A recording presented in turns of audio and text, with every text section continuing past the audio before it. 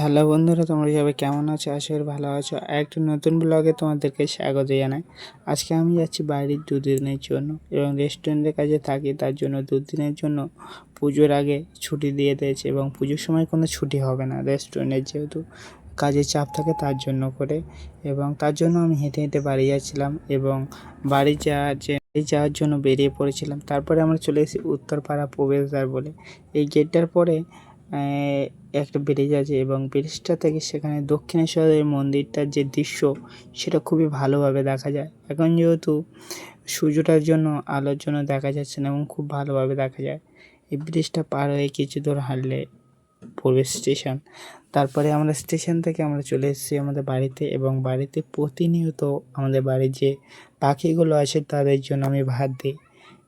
এবং আমি না থাকলে মা, বোন দুজনেই ভাত দেয়।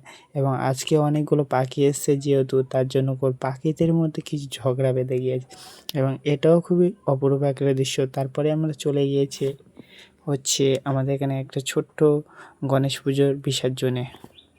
তারপরে সবাই মিলে বন্ধুরা একটু আনন্দ করে নিয়েছি এবং যেহেতু রাস্তা থেকে ভিডিওটা করলে বোঝা যেত না, তার জন্য বক্সের পিছন দিয়ে ভিডিওটা করছি। এবং তারপরে আমাদের যে দুর্গা মূর্তির আগমনের